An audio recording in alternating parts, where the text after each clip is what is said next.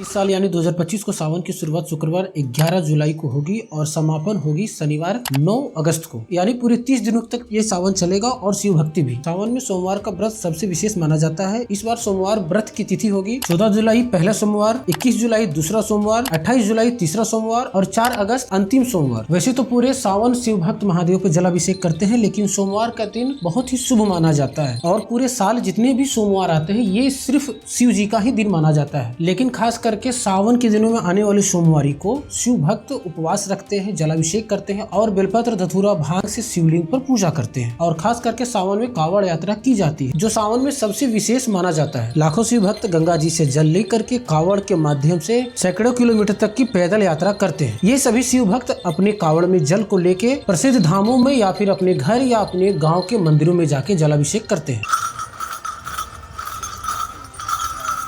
भारत में कई सारे ऐसे स्थान हैं जहां से कावड़ यात्रा की जाती है, जिसमें से कुछ प्रमुख स्थान हैं सुल्तानगंज, हरिद्वार, काशी और गंगोत्री। सुल्तानगंज जो बिहार में स्थित है, यहां से गंगा जल लेकर के बाबा बैजनाथ धाम तक 108 किलोमीटर की दूरी कावड़ यात्रा शिव भक्त करते हैं। सावन के महीने में कुछ विशेष रूप से यहाँ पे कावड़ यात्रा की जाती है, जो की लाखों करोड़ों की संख्या में भीड़ होती है। लेकिन आप अगर सुल्तानगंज से देवघर के मार्ग पर जाओगे तो आप देखोगे साल के 12 महीने यहाँ पे कावड़ यात्रा होती रहती है। दूसरा कावड़ यात्रा हरिद्वार से शुरू की जाती है, जो की हरिद्वार से दिल्ली, मेरठ, बुंदेलशहर, आगरा आदि स्थानों पे पैदल यात्रा की जाती है। तीसरा कावड़ यात्रा बनारस में की जाती है, जो कि आसपास के शिवलिंग और मंदिरों में की जाती है। और काशी यानी वाराणसी में पंचकोशी यात्रा भी होती है सावन के महीने में। यह यात्रा वाराणसी शहर के चारों ओर यानी 5 कोस 15 से 16 किलोमीटर की दायरे में होती है। और चौथा कावड़ यात्रा गंगोत्री से होती है, जो कि गंगोत्री से लेकर के गौरीकुंड या अन्य शिव मंदिरों तक जाती है। अगर आप सावन के महीने में इन सभी जगहों पर जाते हैं और इन मार्ग से गुजरते हैं तो आपको सिर्फ शिव भक्त और कावड़ यात्रा और शिव भक्ति ही देखने को मिलेगी पूरे सावन तक। इस पवित्र महीने में सिर्फ सोमवार नहीं, कई खास तिथियां और पर्व भी होती है। इसी तरह से इस वर्ष के भी सावन में 24 जुलाई को सावन की शिवरात्रि होगी। हरियाली तीज, नाग पंचमी और रक्षाबंधन, यानी देखा जाए तो पूरे सावन भक्तिमय और संस्कृति दोनों का संगम बना रहता है। सावन सिर्फ एक महीना नहीं, ये अवसर है शिव को याद करने का, अपने भीतर की शक्ति को खोजने का और आस्था की उस राह पर चलने का जहाँ अंत में मिलता है भोलेनाथ का आशीर्वाद। तो ये था एक छोटा सा इन्फॉर्मेटिव वीडियो सावन की सोमवारी को लेकर के और कावड़ यात्रा कहाँ से कहाँ तक की जाती है। कावड़ यात्रा से संबंधित कोई इन्फॉर्मेशन आपके पास हो तो आप हमें कमेंट बॉक्स में जरूर बताएं। हर हर महादेव।